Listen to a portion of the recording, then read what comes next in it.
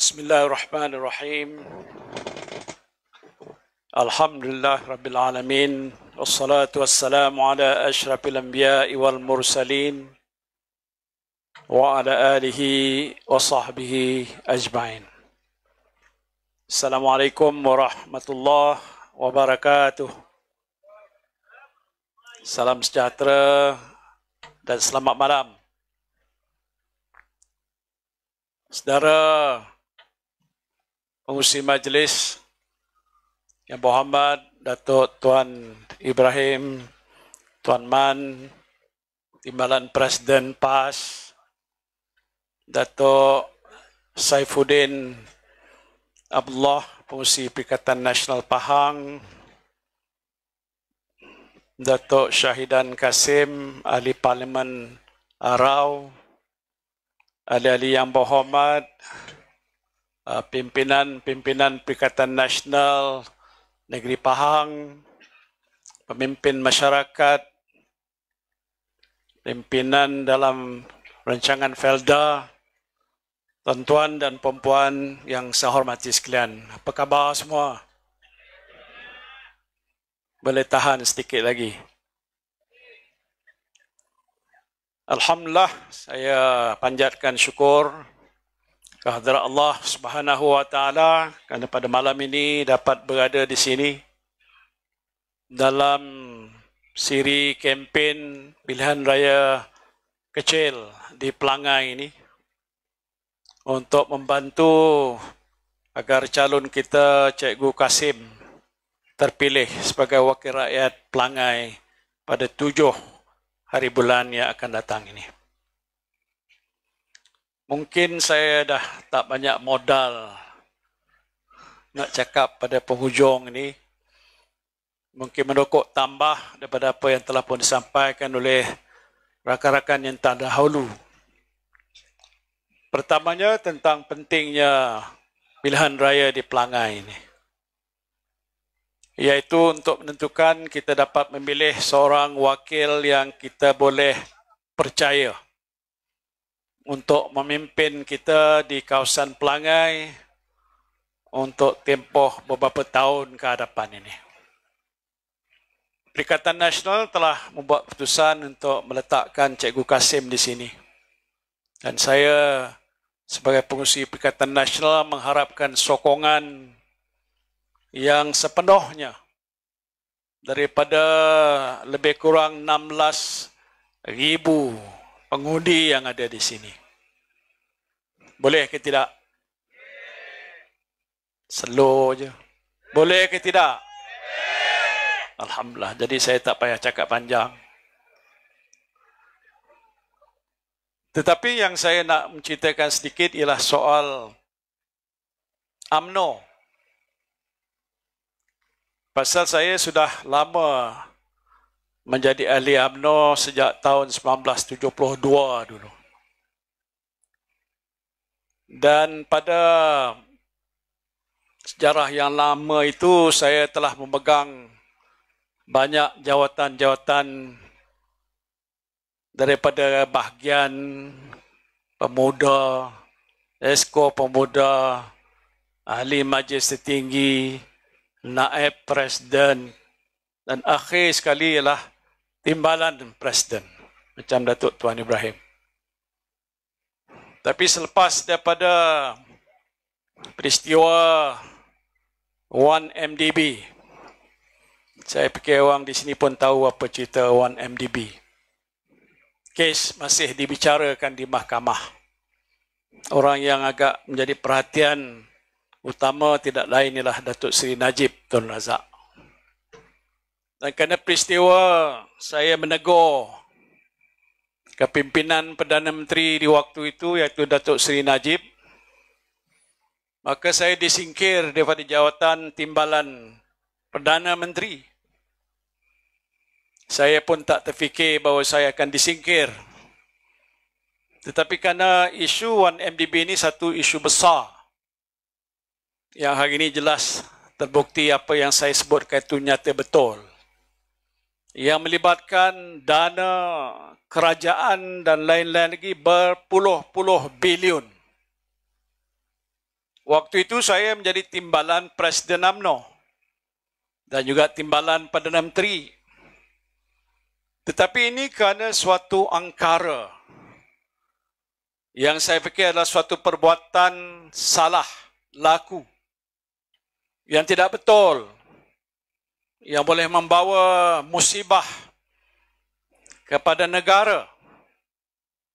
Saya tidak memikir soal jawatan saya, kerana menjadi kewajipan saya untuk menegur kepada kepimpinan yang ada waktu itu, iaitu Perdana Menteri Datuk Seri Najib, bahawa hal seperti ini tidak harus dilakukan.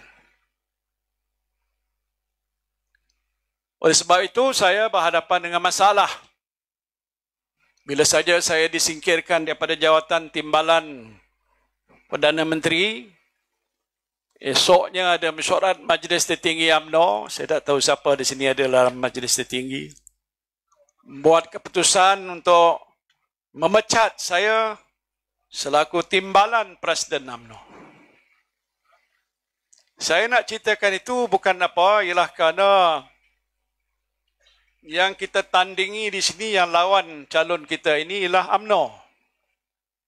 Yang saya nak cerita ini bukan nak condemn UMNO, kerana saya pernah menjadi ahli berpuluh tahun. Awal-awal lagi tidak ada cerita tentang soal apa kecuali keyakinan saya dan ramai ahli-ahli UMNO di waktu itu ialah inilah sebenarnya satu-satunya parti politik Melayu Islam yang berjuang hingga mencapai kemerdekaan, yang kita yakin dan percaya boleh membela nasib orang-orang Melayu dan Islam dalam negara kita. Itu asas perjuangan awal-awal lagi yang menjadi teras kepada kepercayaan kita untuk mendukung UMNO. Jadi sebab itu pada hari ini kita berhadapan dengan parti yang ada di sini. Yang ditentang ialah UMNO.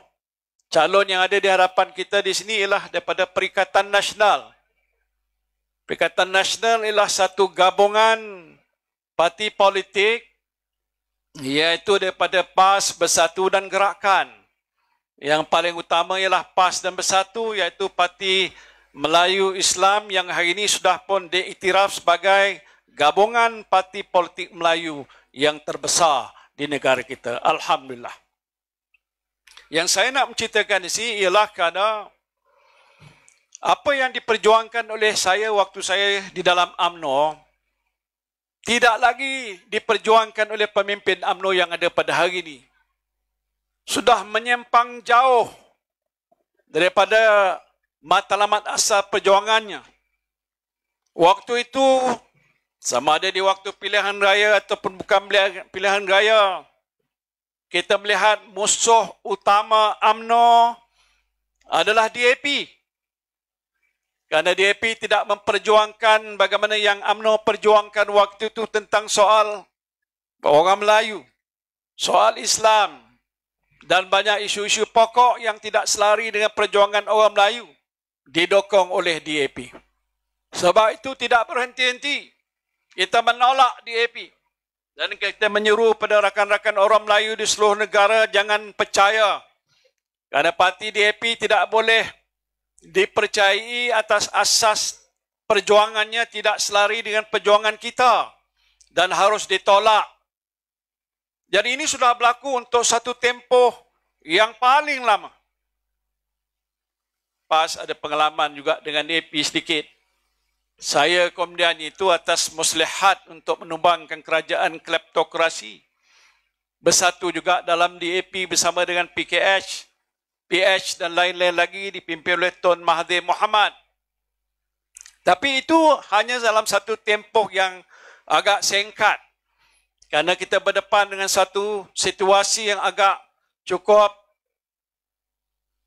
tidak baik bagi negara. Soal kleptokrasi, soal rasuah yang berleluasa, soal 1MDB dan pelbagai-bagai yang lain yang tak harus kita biarkan. Tapi itu sudah pun berlalu. Cuma pada waktu ini kalau saya nak sebutkan, situasi UMNO sekarang tidak seperti dahulu.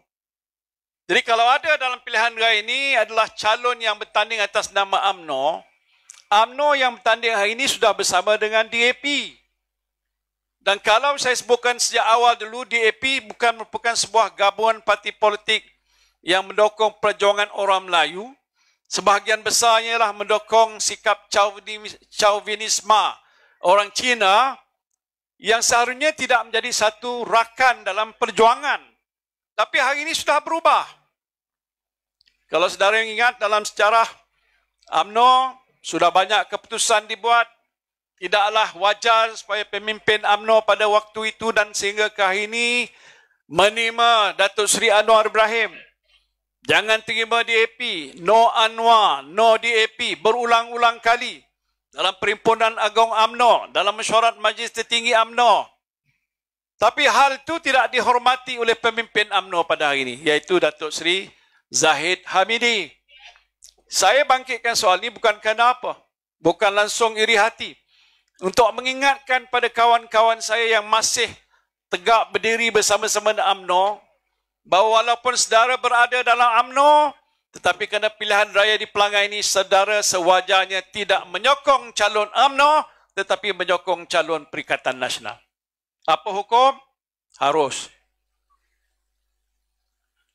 Apa hukum? Nanti adalah keluar dalam TikTok, besok polis panggil saya. Dia kata saya keluarkan fatwa macam di Pulai. Bukan saya keluarkan fatwa, saya bertanya saja begitu. Kerana keadaan sudah jauh berbeza, macam langit dengan bumi. Dan oleh sebab itu dalam situasi keadaan yang ada pada hari ini, sewajarnya orang-orang yang Melayu sedar. Ahli-ahli UMNO tak apalah duduk di situ kekal sebagai ahli UMNO, tapi tidak akan menyokong pemimpin yang ada dalam UMNO pada hari ini, tetapi menyokong Perikatan Nasional sebagai wadah perjuangan masa depan orang Melayu kita. Ini adalah suatu tanggungjawab yang saya fikir harus dilaksanakan. Soal keduanya, saudara, pada hari ini masalah kita. Ya, pilihan raya ini pilihan raya kecil. Dia tidak akan mengubah situasi di peringkat negeri ataupun di peringkat negara. Tetapi dalam situasi dan keadaan yang kita berada sekarang pun, kita berhadapan dengan masalah yang cukup rumit. Sewaktu disebutkan tadi, saya memimpin negara sebagai Perdana Menteri. Waktu mana berlaku suatu wabak yang tidak pernah terduga dalam sejarah di dunia, hatta di Malaysia, iaitu COVID-19. Tak ada tempat yang boleh saya rujuk untuk dapatkan nasihat bagaimana kita nak menguruskan soal penyakit COVID-19. Tak ada pakar, tak ada doktor ataupun pihak yang dikatakan tahu tentang cara nak menguruskan wabak COVID-19. Bukan saja di Malaysia, di seantero dunia tidak ada pakar.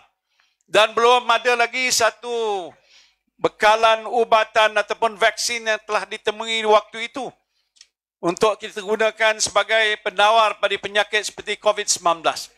Maksud saya lah di waktu yang amat sukar, kita berhadapan dengan masalah yang besar. Dan bukan saja masalah itu menjejaskan soal kesehatan rakyat, tetapi juga menjejaskan kehidupan rakyat jelata. Tetapi kerana ini masalah, musibah, krisis yang melanda negara kita pada tahun 2019 dan 2020, awal-awalnya itu. Dan waktu itu kerajaan PN yang saya pimpin diberikan amanah untuk menguruskan negara. Dalam keadaan yang sukar itu, kita mencari jalan dan ikhtiar bagaimana nak menyelesaikan masalah ini. Saya tak boleh rujuk pada sesiapa. Tetapi pendekatan yang kita ambil ialah kita bersidang, berbincang setiap hari dan malam. Apakah cara dan gaya dan pendekatan yang harus kita ambil untuk membantu menyelesaikan masalah. Kita buat keputusan sebagai contoh pada 16 hari bulan Mac tahun 2020. Datuk Saifuddin ada dalam kabinet. Di mana di waktu itu kita buat keputusan supaya kita mengadakan PKP, kawalan pergerakan di seluruh negara, termasuklah juga di sini. Tidak membenarkan rakyat keluar untuk bekerja, semua tutup untuk mengelakkan daripada wabak COVID itu melanda seluruh rakyat jelata yang boleh menyebabkan kematian. Kita putuskan pada 18 hari bulan. Mesyuarat Kabinet bersidang pada 16, putusnya pada 18, kita kenakan PKP di seluruh negara. Soal yang saya nak sebutkan sini bukan soal apa tindakan yang saya buat. Ialah bagaimana menguruskan keadaan krisis yang melanda negara waktu itu supaya rakyat terselamat dan nyawa rakyat tidak terkorban dan ada makanan disediakan di atas meja. Sebab itu dalam tempoh sebegitu, sebelum saja kita mengenakan PKP, saya dah panggil dulu Menteri Keuangan yang saya lantik, Datuk Tengku Zafrul. Saya panggil Menteri Keuangan dan saya beritahu kita akan mengenakan sekatan kawalan pergerakan di seluruh negara. Bermakna rakyat tak boleh keluar, mereka tak boleh bekerja. Pastinya isu yang akan berbangkit ialah siapa yang nak membekalkan bahan makanan supaya anak-anak mereka ada makanan di atas meja. Takkan kita nak biarkan rakyat mati ke buluh. Maka itu kita buat keputusan. Walaupun PKP dikenakan, kita bekalkan bahan-bahan makanan di seluruh negara. Kotak yang nilainya berbilion ringgit, kita sediakan dihantar ke setiap rumah. Supaya jangan ada satu buah rumah pun rakyat yang mati ke buluh kerana tidak makan. Itu satu langkah yang kita buat. Yang menyebabkan kita terpaksa mengeluarkan perbelanjaan yang besar. 530 bilion ringgit, lebih setengah triliun yang kita peruntukkan bukan saja untuk menyelesaikan masalah COVID, memberi vaksin dan juga mengambil langkah-langkah untuk menyediakan kemudahan-kemudahan rawatan dan hospital dan doktor dan juga jururawat. Tetapi juga kita nak menentukan bagaimana dalam tempoh yang sama ekonomi negara kita tidak runtuh. Saya ingat dalam satu mesyuarat yang saya pengusikan sebagai pengusi Majlis Tindakan Ekonomi Negara. Dalam mesyuarat itu ada Governor Bank Negara. Governor Bank Negara memperingatkan pada saya. Dia kata, Perdana Menteri, kalau dalam tempoh sebulan saja lagi kita tidak buka peluang supaya ekonomi kita dapat dihidupkan semula, digerakkan semula, maka seluruh sistem ekonomi negara kita akan runtuh. Kalau saudara jadi Perdana Menteri, dan Governor Bank Negara memberi amaran, jangan tutup tapi buka. Bagaimana keputusan yang saudara harus buat untuk menangani? Dalam kabinet saya ni ada dua puak. Puak bukan macam mana? Satu pihak, iaitu menteri yang menjaga soal kesihatan. Ada dua menteri yang jaga. Satu Datuk, siapa nama ni? Adham Baba, Menteri Kesihatan, dan seorang lagi KJ, Menteri Sains, Teknologi dan Inovasi, Mosti. Dua menteri ini biasa dalam mesyuarat memperingatkan saya, jangan cepat buka sempadan, jangan benar orang keluar bekerja kerana takut kalau itu berlaku maka wabak COVID ini akan menular ke seluruh negara. Di satu pihak lagi ada Menteri Ekonomi, Datuk Azmin, dan beberapa menteri-menteri yang berkaitan dengan ekonomi, Datuk Mustafa, yang mengingatkan jangan tutup lama-lama. Kalau tutup lama-lama, banyak kilang akan rugi dan banyak juga pelabur akan tinggalkan negara kita pergi ke negara lain kerana sistem bekalan mereka sudah terputus. Jadi kita duduk tengah-tengah. Macam mana keputusan nak dibuat supaya yang ini tidak teruk terkesan, yang ini juga jangan teruk terkesan. Saya nak memberikan gambaran bahawa dalam keadaan yang agak sukar, kita terpaksa buat keputusan. Dan akhirnya nampaknya keputusan kita itu berkesan. Hari ini World Health Organization, Pertubuhan Kesihatan Dunia, iktiraf bahawa Malaysia adalah antara negara yang paling berjaya menguruskan COVID-19 sejak beberapa tahun yang lepas. World Bank ataupun Bank Dunia memberikan pengiktirafan bahawa dalam keadaan yang sukar, Malaysia telah dapat memulihkan ekonomi, menyampaikan bantuan pada rakyat dalam tempoh yang segera. Belum selesai satu bantuan, besoknya datang lagi satu bantuan, datang lagi satu bantuan.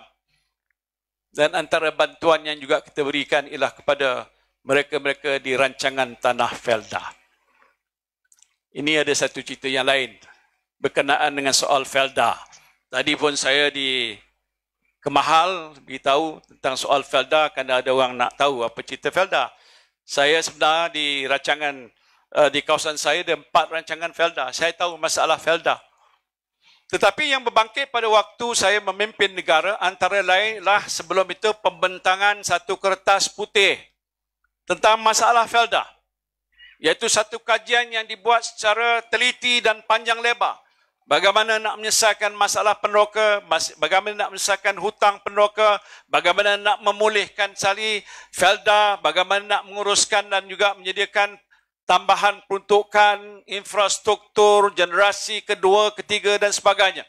Ini telah pun dibuat waktu kajian-kajian di zaman saya dan juga zaman sebelum itu. Dan apa yang penting ialah keputusan yang telah pun dibuat oleh pihak Kerajaan Perikatan Nasional dahulu. Di bawah pimpinan saya, kita memutuskan kerana peneroka Felda untuk sekian lama berhutang. Jumlah hutang waktu itu ialah sebanyak lebih 12 bilion ringgit yang sudah lama tidak berbayar dan dikira sebagai hutang lapuk. Jadi dalam syuarat kabinet kita, kita bentangkan antara perakuan itu supaya hutang lapuk itu dihapuskan. Bukan kesemuanya, 80% daripada hutang lapuk peneroka Felda yang bernilai 8.2 bilion ringgit dihapuskan. Tepuklah tangan. Pasal dah dapat, tak payah tepuklah kot. Itu keputusan kita. Dan kita buat itu kerana atas kesedaran bahawa hutang yang sudah sekian lama tak berbayar itu macam mana pun tidak akan berbayar. Kita dah tahu dah bertukar daripada generasi pertama, sudah tukar ke generasi kedua, tanah diambil alih oleh pewaris, lepas tu hasil yang agak merosot dan banyak faktor-faktor yang lain yang menyebabkan kalau kita berterusan dengan keadaan hutang yang tak berbayar, memang tidak akan berbayar sampai bila-bila. Sampai orang yang menjadi peneroka asal pun sudah meninggal dunia, masih terbeban. Tak tahulah sama ditanya waktu sudah meninggal sama ada hutang sudah bayar atau tidak. Saya tak nak berita soal itu. Tapi ini satu daripada perkara yang agak merondong nasib peneroka Felda di seluruh negara. Oleh sebab itu kita buat keputusan, kita hapuskan 8.2 bilion. Dan itu telah pun dilaksanakan. Tetapi bukan setakat kita menghapuskan hutang lapuk peneroka, kita memikirkan juga berdasarkan pada perakuan yang telah dibuat berkenaan kedudukan Felda. Bagaimana Felda ini nak disusun balik, ditadbir semula, diatur semula supaya hasil pengeluarannya dapat meningkat. Masalah FGV, di mana peneroka Felda memiliki saham di situ yang sudah pun merosot dan penguasaan waktu itu hanya lebih kurang 30% daripada equity FGV dipegang oleh peneroka Felda. Maka selepas daripada itu kita ambil langkah untuk peneroka Felda memiliki semula lebih 80% nilai saham FGV. Itu ada keputusan dan telah pun kita laksanakan. Selain daripada itu ialah kita menyediakan satu jumlah menerusi pengeluaran apa yang disebut sebagai sukuk bond, iaitu satu pinjaman yang dijamin oleh kerajaan yang diperlukan oleh Felda yang kita sebutkan sebagai sukuk bond. Ya, dan ini dibuat ialah untuk membolehkan Felda memperolehi dana untuk digunakan supaya pengurusan Felda dapat memajukan Felda, hasil pengeluarannya boleh meningkat dan lain-lain perkara boleh diselesaikan. Itu jumlahnya ialah 9.9 bilion ringgit. 9.9 bilion ringgit. Dan waktu saya, kita telah bersetuju dalam Jemaah Menteri supaya peruntukan sejumlah itu dan pinjaman sukuk bond itu dapat kita laksanakan dan telah pun dilaksanakan. Saya tidak nak bangkitkan apa isu yang telah bangkit antara saya dengan Datuk Seri Anwar Ibrahim, Perdana Menteri. Tetapi beliau yang bangkitkan. Bila beliau buat kenyataan baru-baru ini menyatakan bahawa sebenarnya bukan Muhyiddin yang menyelesaikan masalah hutang peneroka, saya Anwar Ibrahim yang menyelesaikan masalah. Muhyiddin dia pandai cakap saja. Saya bila dengar kenyataan Perdana Menteri itu, saya kata, apa pasal pula ni, terbiat ke dia? Atau sengaja dibuat? Ataupun dia yakin bahawa sebenarnya saya tak membantu. Yang membantu menyelesaikan masalah itu adalah beliau sendiri. Jadi oleh sebab itu, saya mencari jalan untuk mendapatkan maklumat. Dan saya dah dapat kenyataan yang benar bila disiasat. Macam disebutkan tadi, saya tanya dengan Tan Sri Idris Jusoh, kawan lama saya, bekas menteri juga, yang saya lantik waktu itu menjadi pengurusi Felda. Saya tanya, Idris, ini yang telah disebut oleh Anwar Ibrahim, kata dia selesaikan masalah hutang. Betulkah? Tidak. Itu waktu kita dulu, Tan Sri kita yang selesaikan masalah. Habis dia kata gitu, entah macam mana dia dapat maklumat itu. Tentu sebagai Perdana Menteri, dia ada orang yang akan memaklumkan pada dia. Dia tak tahu ke? Tak faham ke? Atau sengaja begitu keadaannya? Sehingga dia mencabar saya, mengatakan saya sudah berbohong. Kalau Tuan dah dicabar sebagai berbohong, macam saya dah kena fitnah, saya tak boleh buat diam diri. Saya terpaksa mengambil tindakan undang-undang. Saya saman Anwar Ibrahim. Setuju tak? Yalah, setujulah. Pasal nak membuktikan saya tidak melakukan perkara yang disebutkan oleh Anwar Ibrahim. Lepas tu dia cabar saya. Dia saman saya pula. Macam mana tu? Itu hak dia lah. Masih ada di mahkamah, belum ditetapkan bila nak bicarakan. Tak apalah. Soal pokoknya sebenarnya ia dah selesai. Saya banyak kawan-kawan saya yang jadi peneroka. Ada juga ahli bersatu, ketua bersatu bahagian Senai. Saya biasa sebut nama dia, dia suka dia sebut nama dia. Namanya Tosren bin Jarvanti. Jawa totok betul. Kat sini ada orang Jawa kan. Saya Tosren, kau dengar tak apa yang Anwar cakap tu? Yang dulu yang kita dah hapuskan hutang tu dah hapus belum? Dah hapus lah Tan Sri, dah lama dah. Tahun 2020, 2021 dah selesai dah semua sekali. Idris Yusof kata dah selesai.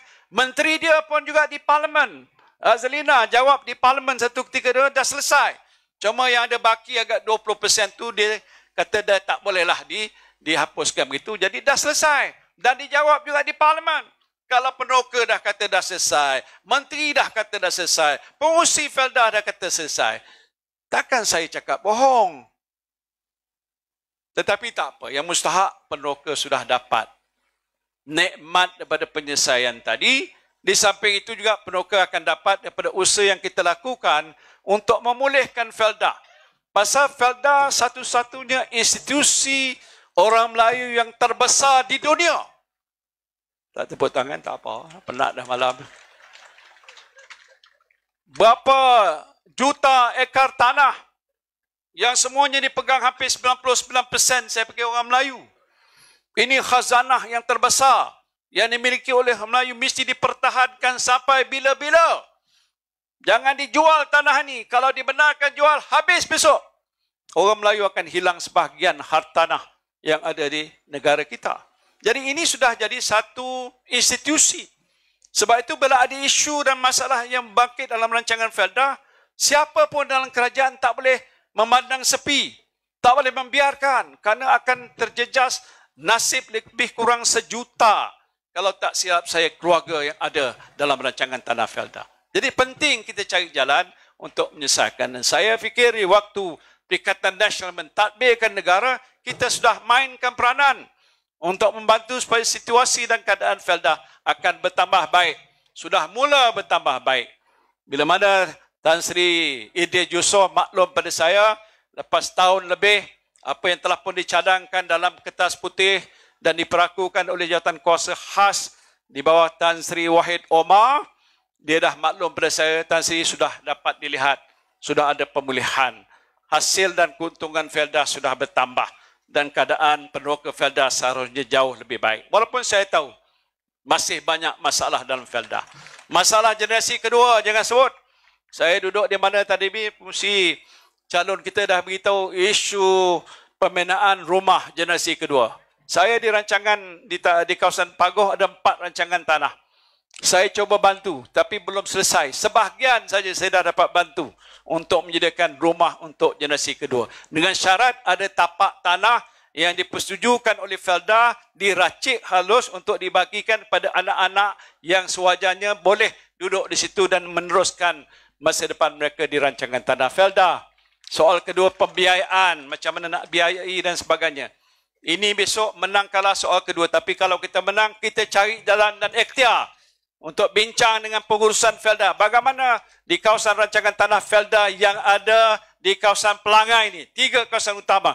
Isu utama soal seperti yang disebutkan tadi, iaitu soal generasi kedua, generasi ketiga dapat kita atasi dalam satu tempoh yang tidak terlalu lama.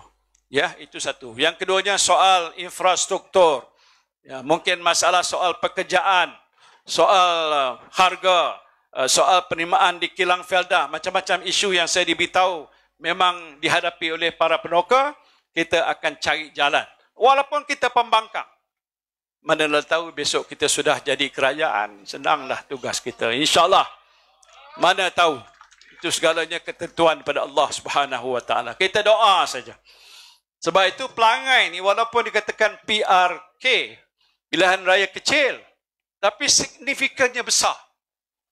Macam contoh dalam masalah negara kita pada hari ini. Apa masalah utama? Saya dah buat kajian berkali-kali, tapi jawapannya sama je. Top of the list ialah masalah kos sara hidup. Betul tak? Kos sara hidup. Masalah inflasi yang melambung naik. Masalah harga barang yang tinggi. Masalah bekalan barang tak cukup. Tak pernah berlaku dalam negara kita. Apa yang berlaku baru-baru ini? Kalau kita tengok yang berlaku ini, macam berlaku di Somalia. Macam berlaku di negara-negara ketiga. Macam dia berlaku di negara-negara miskin seperti di Afrika. Itu biasa kita tengok. Dan kita tak heran memang negara itu negara miskin. Malaysia bukan negara miskin.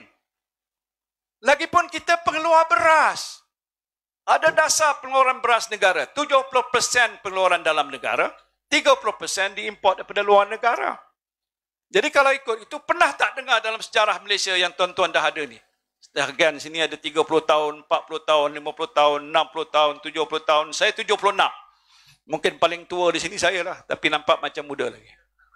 Pernah tak kita dengar orang beratur berkejang-kejang? Kita tengok dalam video dah tular. Hampir banyak video dah tular. Orang mesti queue nak ambil bekalan beras. Bekalan siapa? Bekalan farmer. Saya cakap juga tadi di Kemahal. Mana ada kerja farmer bekal beras? Tuan-tuan ada dengar tak? Kalau dia bekalkan sayur, beli sayur, pasarkan sayur, kelapa, ada tak pernah masuk dalam sedara itu, beras. Beras ialah makanan ruji. Memang kita makan beras siang malam, pagi petang, siang malam. Dan selama ini tidak jadi masalah. Di mana saja pergi kedai, ada kedai yang jual beras. Kerana sistem pengagihan dan juga rantaian bekalan itu sudah establish lama. Bukan setahun dah, rasa saya dah 30, 40, 50 tahun dulu. Sebelum bernas dan selepas bernas. Saya sebut tadi Datuk Seri Syahidan ni antara pakar bernas. Kalau nanti ada masa dia boleh ucapkan dia nanti. Tentang soal bekalan bernas. Tapi hari ini dibaca berita Haji Mat Sabu. Siapa dia tu? Menteri apa? Menteri naik lembu. Menteri Pertanian dan Keterjaminan Makanan. Oh, kan main susah nak sebut. Menyampaikan apa dia kata penerangan pada Perdana Menteri. Itu yang dimaklum pada saya. Ada kenyataan rasmi dikeluarkan. Memberitahu pada Perdana Menteri dia sedang menguruskan soal bekalan ni menerusi fahma. Dan tak ada kenyataan Perdana Menteri kata tak betul. Kalau saya waktu jadi Perdana Menteri kata betul lah kau ni. Tak boleh buat macam itu. Pasal apa? Bukan kerja fahma. Kalau farmer buat kerja ni dah tanggungjawab baru. Jadi kalau dia buat urusan ni, tiap-tiap hari dah lori dia tak angkut lagi sayur apa sekali, nak pergi kamera dan tak ada lagi dah. Pasal apa? Nak angkut beras. Jadi masalah pada petani-petani yang lain. Siapa nak bekal, siapa nak jual, siapa nak pasar, bekalan orang-orang kampung yang diurus menerusi bantuan daripada farmer. Oh, farmer jawab tak ada. Lori saya tak ada, pegawai saya tak ada, sekarang sedang uruskan kerana Mat Sabu suruh aturkan agihkan beras di seluruh negara. Macam mana? Saya sebutkan itu satu langkah bodoh. Jarang saya cakap orang bodoh. Saya tak boleh tahan tengok macam itu. Pasal ini tidak akan menjadi satu tindakan yang kekal. Sementara, sudah ada sistem pengagihan bekalan beras daripada Pernas. Dia dah beli beras daripada pengeluar-pengeluar beras tempatan. Tak cukup dia import daripada Vietnam, dia import daripada Thailand, dia import daripada Pakistan, dia import dulu daripada India. Dia dapatkan bekalan itu supaya bekalan beras negara mencukupi. Tak silap saya, Datuk Seri Syahidan, 2.2 juta metrik tan setahun. Yang terkini kata bekalan beras tempatan sudah merosot. Nak tahu kenapa pula merosot? Mungkinkah kerana cuaca dah berubah? Keadaan banjir ataupun keadaan tanah kering kerana tidak hujan ataupun masalah harga baja yang mahal, ataupun benih-benih beras yang tak cukup dan sebagainya. Hasil pengeluaran beras dalam negara sudah merosot hampir 10% kurang daripada dahulu. Jadi persoalan yang ini patut Mat Sabu tengok. Pasal dia Menteri Pertanian. Pergilah turun kat Kedah tu, tanya orang Kedah jumpa Menteri Besar, ni macam mana nak buat? Kawasan tanah untuk tanaman padi sudah ada. Dah diusahakan berpuluh-puluh tahun. Kenapa hasil merosot? Ambil tindakan. Kerana soal tanaman beras ni bukan nak tunggu sampai 10 tahun tanam musang king. Untuk beras ni mungkin dalam masa tempoh beberapa bulan tanaman beras. Daripada benih sampai ke jadi hasil, mungkin 5-6 bulan saja. 3 bulan saja. Dapat 1 hektar 5-6 tan. Dan kalau itu dapat usahakan, mungkin akan meningkat dalam satu musim kehadapan. Tak payah nak tunggu sampai 2-3 tahun. Kenapa tak dibuat begitu? Tak ada juga kenyataan dijelaskan bahawa ini langkah akan diambil. Orang mencari beras tempatan. Mana dia beras tempatan? Yang ada beras import. Harga sudahlah melambung naik. Kita dulu ada sistem kawalan harga sedikit sebanyak untuk menentukan paras harga yang dijual pada pengguna, terutama orang-orang yang pendapatan rendah itu tidaklah terlalu tinggi, mampu beli. Kalau sekarang yang jual harga beras sampai dekat RM53 satu kampit, beras super import, mungkin orang di Felda pun tak beli tapi terpaksa beli. Itu sudah melampau dengan harga yang terlalu tinggi sekali. Jadi ini isu saja. Saya tak nak sebut apakah jawapan pada permasalahan, tapi menunjukkan tentang keupayaan kerajaan menyelesaikan masalah negara. Sebelum ini isu telur pun Mat Sabu juga. Sekarang ni saya nak tanya, siapa Menteri Perdagangan dalam negeri hal ehwal pengguna? Yang baru meninggal itu Datuk Seri Salihuddin Nasution. Ayub. Salihuddin Ayub. Meninggal dah. Sampai sekarang saya pergi tak diisi. Rasa saya lah, Datuk Tuan Ibrahim. Jawatan menteri itu tak diisi. Ini krisis. Takkan PM nak memangku jawatan tu? Lantik kalau banyak lagi ahli-ahli parlimen yang dipikir layak sesuai. Kosong jawatan tu tak diisi. Pilihan raya dah selesai dah. Dipulai. Dia juga di Sepang Jeram. Dah ada wakil rakyat. Tak tahu wakil rakyat itu nak lantik. Tapi tak diisi. Ini bukan pandangan saya biasa saja. Tapi kalau jawatan yang ada penting. Di mana keadaan negara berhadapan dengan suatu krisis. Menteri yang bertanggungjawab tidak ada di situ untuk menyelesaikan masalah. Takkan serah pada menteri lain memangku jawatan. Boleh. Tapi bebannya agak besar. Sebab itu patut tak boleh suruh Fama. Dia suruh Fama buat kerja. Pasal Fama ada buat agensi Kementerian Pertanian. Sedangkan tugas itu bukan dibuat Kementerian Pertanian. Jadi saudara, ini kecelaruan masalah yang sedang negara hadapi. Ini satu bahagian kecil daripada banyak masalah yang lain. Last sekali sebelum sampai tempoh jam 12. Cerita sedikit pasal Perdana Menteri melawat ke Amerika Syarikat. Pergi United Nations. Tak apalah dia menyampaikan ucapan. Kalau nak kirakan yang ramai kat sana dengar, saya fikir yang ada dekat majlis ini lebih ramai lagi. Tahniah lah. Terima kasih tuan-tuan. Pasal saya datang ke sini agaknya. Tapi yang agak luar biasanya, dia diberikan peluang diwawancara oleh wartawan antarabangsa, wanita. Dia ada dua. Satu Christian Amanpour, itu satu. Yang ini bukan, ini lain. Soal yang diberikan agak taklah susah sangat. Dia kata, selamat datang Perdana Menteri.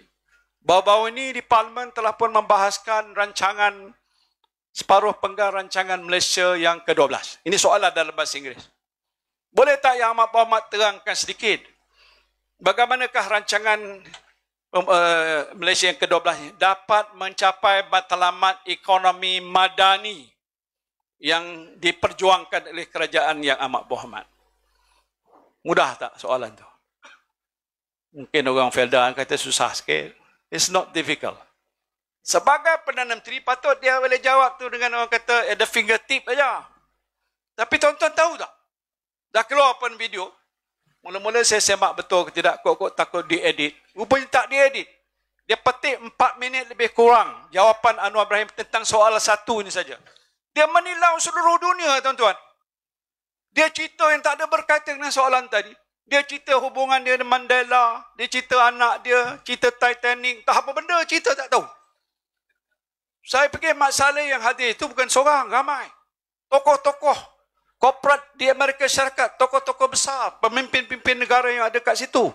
Dia jawab di hadapan satu majlis persidangan yang besar. Macam mana Perdana Menteri jawab macam itu? Saya malu mempunyai Perdana Menteri. Nama dia Anwar Ibrahim yang tak boleh jawab soalan budak tingkatan 6. Tak boleh jawab. Dia tanya juga tentang soal apakah usaha yang Ahmad Muhammad buat untuk membantu kumpulan-kumpulan rentan di bawah B40. B40 ni tergolong daripada orang-orang yang miskin. Miskin tegar. Sebenarnya dah bukan B40, sekarang ni B60. Ramai yang jatuh miskin selepas COVID. Tak berjawab. Jadi menggambarkan seolah walaupun dia Perdana Menteri, cakap kalau kat sini bukan main hebat, buka mulutnya bohong, buka mulut bohong. Sekarang ni tak payah buka mulut atau dia dah bohong. Dia tak boleh jawab.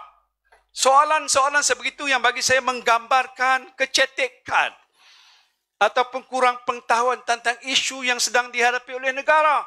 Itu satu dua soalan. Kalau soalan-soalan lain menggambarkan seolah dia tak tahu apa yang harus dilakukan. Dan ini yang rakyat Malaysia sedang melihat. Ada isu, ada masalah macam tak boleh selesai. Berapa lama lagi tuan-tuan nak tunggu? Dah 10 bulan dah. Boleh tahan lagi sebulan? 2 bulan lagi?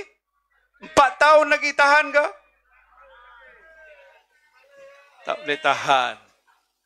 Saya tak nak cadang apa-apa. Kita doa je mudah-mudahan jatuh dia dan naiklah Perikatan Nasional. Mana nak tahu Allah kabulkan doa kita. Bukan masalah siapa nak jadi Perdana Menteri. Saya dah menyamah lah, dah tahu jadi Perdana Menteri. Ramai ni tokoh-tokoh lain boleh jadi Perdana Menteri. Tak apa. Tapi soal pokok, selamatkan negara. Rakyat sedang menderita, menghadapi kesulitan. Wang tak ada, tak cukup, barang mahal. Saya tak nak satu hari nanti isu ini akan melarat ke seluruh negara, semua orang dah tak tahan. Dan keadaan negara akan terumbang-ambing disebabkan kegagalan kerajaan untuk menguruskan masalah yang ada pada hari ini. Jadi tuan-tuan dan puan-puan, minta satu last sokong calon kita. Cuba bangun. Cikgu Kasim. Ini kita percaya dia boleh buat kerja ni. Menang di Pelangai, tambah satu sudah jadi 18 kursi. Tadi masa saya di satu majlis, ada pemberita tanya saya. Dia kata, saya dapat maklumat Tan Sri bahawa ada 4 adun di sebelah sana nak join Perikatan Nasional. Dia tanya ni. Ini saya bukan nak cerita bohong kan. Jadi apa saya jawab? Saya kata parti kita mengamalkan sikap terbuka. Kalau orang nak join yang kita, Alhamdulillah. Ta'al kata jemputlah. Dan kalau begitu keadaannya, besok dah terbentuk kerajaan Perikatan Nasional di Pahang. Menteri besar dah ada ke sini. Datuk Tuan Ibrahim Tuan Man. Saya pengurusi Perikatan Nasional mengatasi Presiden PAS untuk umumkan itu. Dah tersedia dah. Dia ahli parlimen dan dia juga adun di sini. Memang layak orangnya. Betul? Boleh, insya-Allah. Jadi tuan-tuan dan puan, terima kasih. Saya doakan mudah-mudahan 7 hari bulan yang akan datang keluarlah beramai-ramai. Peratusan keluar mengundi mesti sampai 99%. Boleh tak?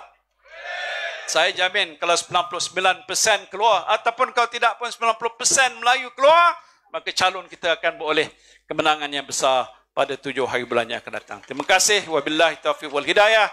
Assalamualaikum warahmatullahi wabarakatuh. Perikatan Nasional. Perikatan Nasional. Perikatan Takbir. Takbir. Takbir. Terima kasih.